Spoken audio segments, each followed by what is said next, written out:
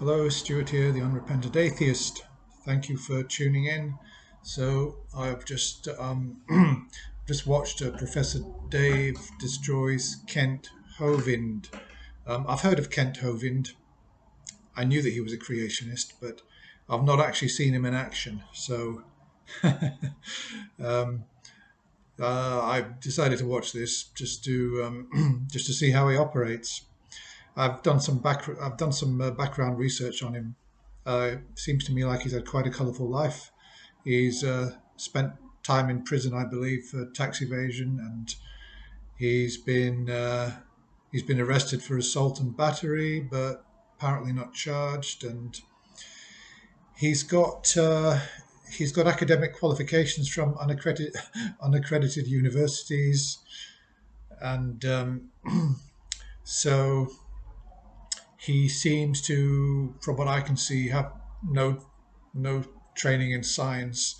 He's been discredited by other academics who've read his writings on science, and they've said that more or less that they don't reach anywhere near the proper academic standard.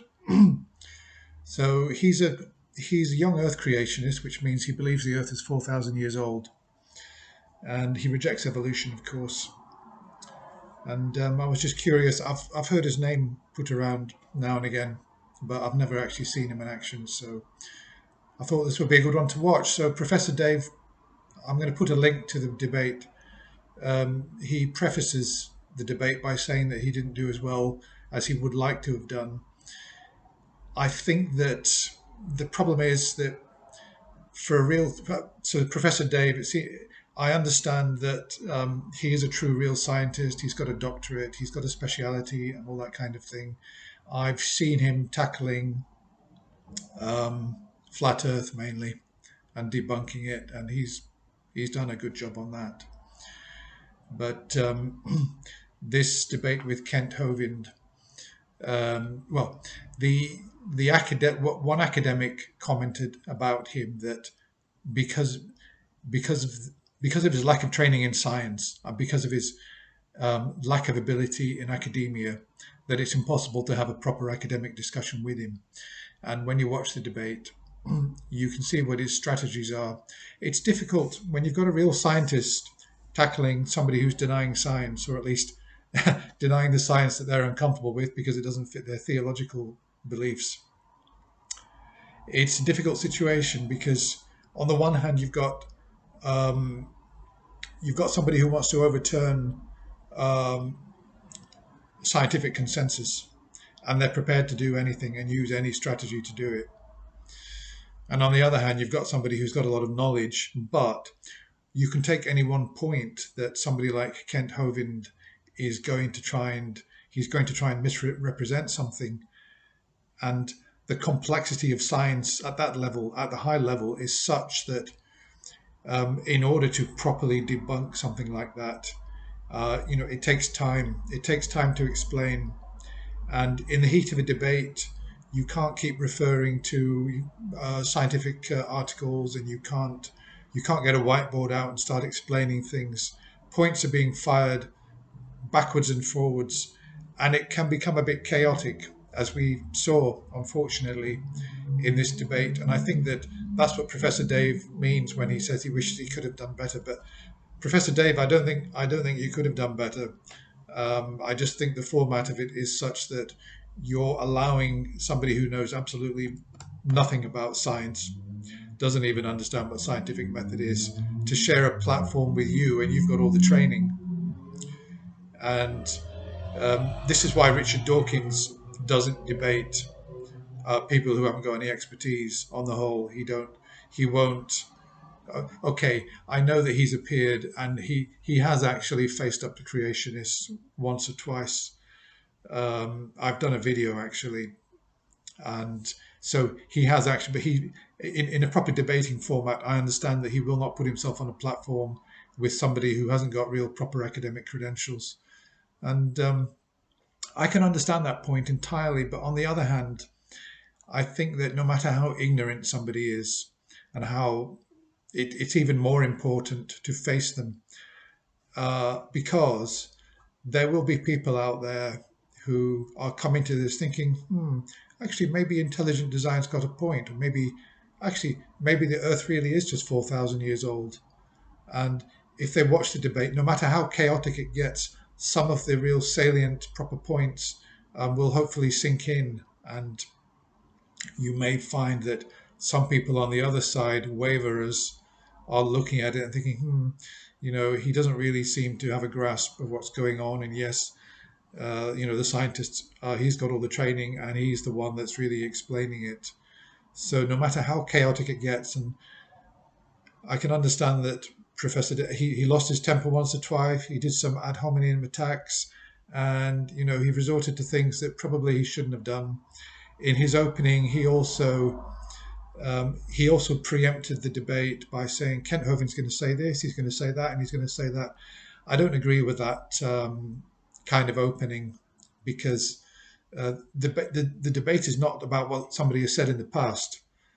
The debate is you put forward your case, you state your position, and you kind of give an indication of what your line of argument is going to be, or rebuttal, and then you take it from there a step at a time. That's a proper debate. But to come on and say Kent Hovind's going to say this, you're in danger of straw manning somebody there, and you've not really given your opponent a chance to lay out his case. So I don't think that was very good. I think that was a bit of a fail that he did that. And so maybe it's because he's not used to the debating format. So I know Professor Dave won't be watching this, but it might be useful to go and look at how people like Christopher Hitchens and some of the real expert debaters actually do it. It's much, obviously, there's a way to debate and there's a way not to debate. I'm no debater. I think I would be hopeless if somebody challenged me to a debate. I only make these videos, and I don't think I could do any better. I think in that I've not had any practice on debates.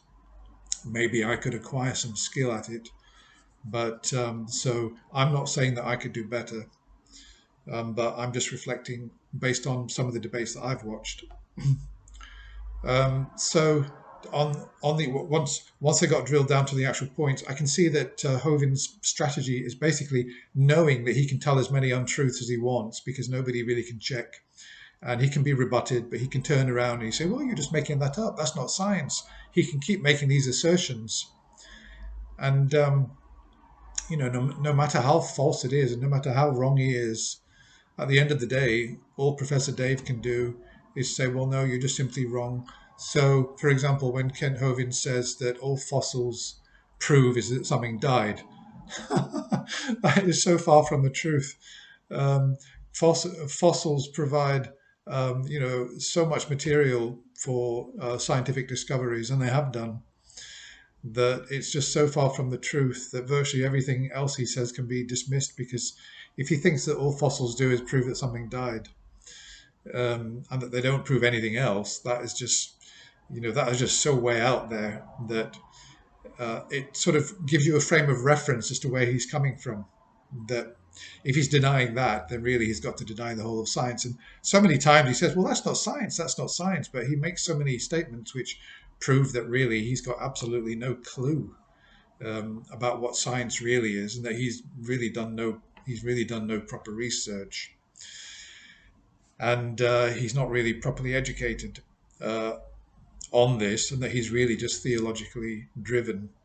He does not accept geology. He does not accept that there are different strata which run throughout, which can be found all over the planet, and that they are consistent, and that these built up over millions of years.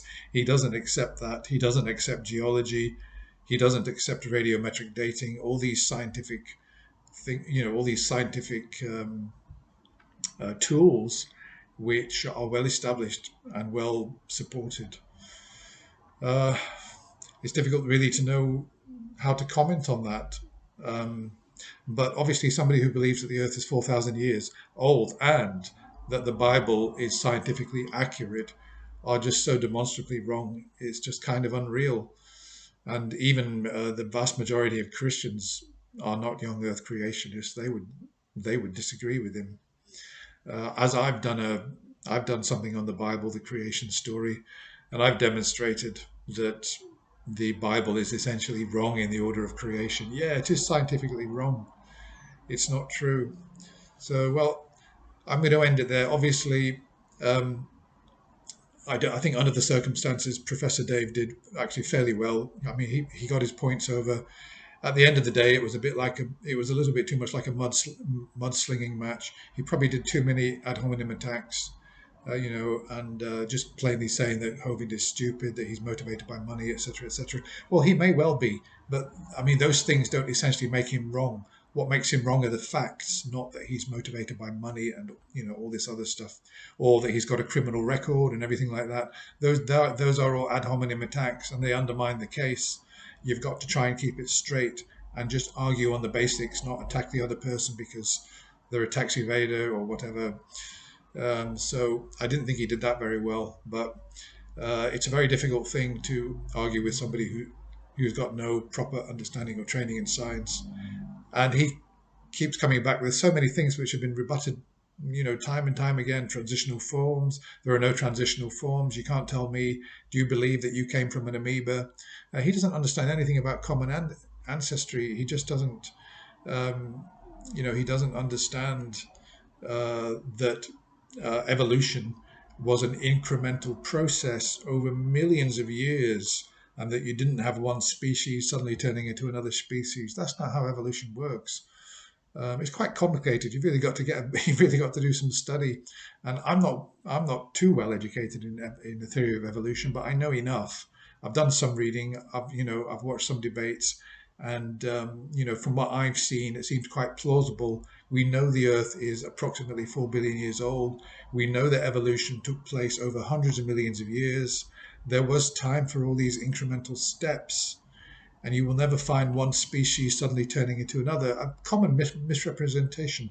But hey, I'm not here today to defend evolution. I just want to reflect on the debate that I've watched and give you my impressions. And I think I've done that. Yeah, he is a slippery, cunning customer, but I mean, he's quite good at what he does, and he's capable of turning the whole thing into chaos, and even making the whole thing look a bit silly. But for those people who are really got a critical mind and are really listening, it's possible that Professor Dave may have convinced a few people that Hovind's not really being honest, and he hasn't really got the knowledge to debate these these topics. So that's all for now. Look forward to seeing you again soon.